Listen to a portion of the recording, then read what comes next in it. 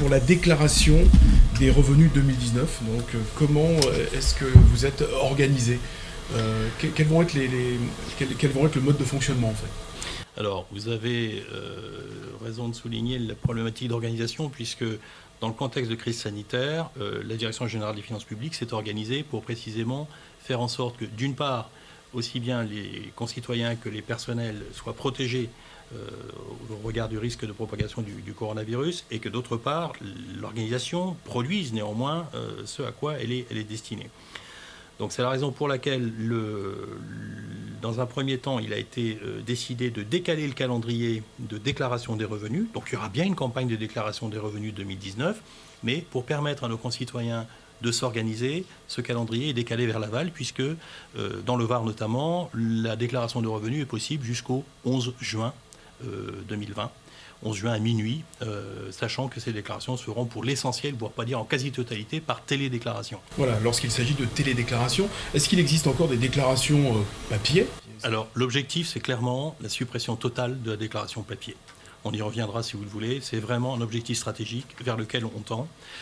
C'est la raison pour laquelle j'ai évoqué la date du 11 juin, qui est celle qui va concerner l'immense majorité de nos concitoyens. Par exception, mais on y reviendra, il y a toujours la possibilité, dans des cas spécifiques, très rares, de faire une déclaration papier. Mais à ce moment-là, la date est reportée jusqu'au 12 juin, donc le gain est vraiment marginal. Hormis donc la modification et comment dire, l'allongement en fait, de la durée, du délai en tout cas de télédéclaration, quelles sont les autres modifications que vous avez apportées dans la gestion de ce dossier?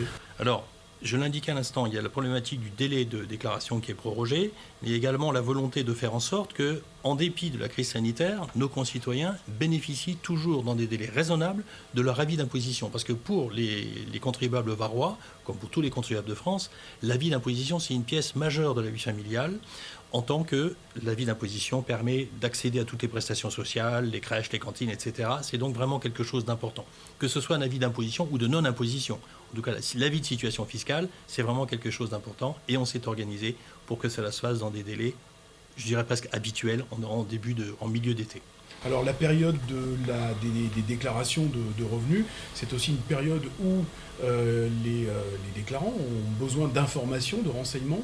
Comment est-ce que vous allez vous organiser justement pour répondre aux demandes? Alors, dans votre question, en fait, il y a une question essentielle qui est celle de savoir si, oui ou non, en dépit de la crise, en dépit du virus qui se propage, les Varois vont pouvoir continuer à se rendre dans les centres des finances publiques. Alors, de ce point de vue-là, la réponse du gouvernement est claire. Il n'y aura pas d'accueil physique dans les centres des finances publiques du Var. Pas plus d'ailleurs que dans aucun centre des finances publiques du territoire national. Pourquoi? Pour protéger les usagers et pour protéger les personnels. Ce qui suppose évidemment, puis vous posez une question d'organisation, que l'on adapte une organisation en la renforçant sur les deux canaux distanciels qui vont maintenant être les canaux majoritaires, le téléphone et le courriel.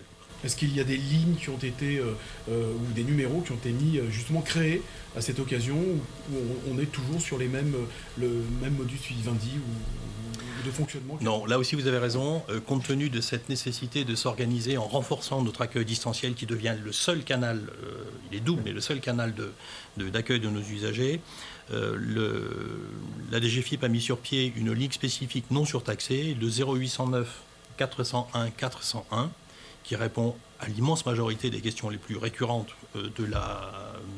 des contribuables, mais également chacun des services des impôts des particuliers du Var est joignable par téléphone, et on peut prendre rendez-vous téléphonique pour un échange avec un collaborateur de la DGFiP de chacun de ces services des impôts des particuliers du Var. Vous vouliez aussi, je crois, c'est ce que vous souhaitez mettre en avant, c'est la déclaration automatique.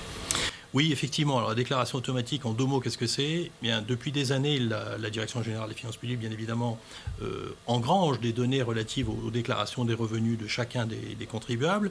Et pour une très grande partie d'entre eux, bon an, mal an, diront à peu près un tiers d'entre eux, 12 millions, il y a une stabilité, c'est-à-dire une absence totale de changement d'une année sur l'autre. En tout cas, de l'année 2019, enfin de l'année 2018 par rapport à l'année 2019. Pour cette population-là, pour ces contribuables-là, grosso modo un tiers des contribuables, dès lors qu'il n'y a aucun changement de leur situation fiscale, l'administration, la DGFiP, va proposer par courriel, va envoyer un message électronique en disant « Madame, monsieur, votre situation fiscale n'a pas changé d'une année sur l'autre. Voulez-vous bien la vérifier à l'écran ?» Le contribuable se connecte sur sa messagerie sécurisée, bien évidemment, sur l'espace impôt.gouv.fr, sur le site impôt.gouv.fr. Il constate que sa situation n'a effectivement pas changé, tout va bien, il ne fait rien.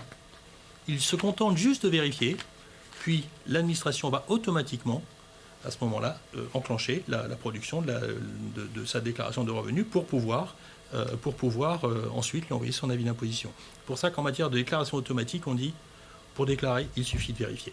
Ah, ça, c'est votre slogan, effectivement. Passé le délai du 11 juin, il y aura majoration si les déclarations ne se font pas dans les temps. Le droit commun s'applique normalement.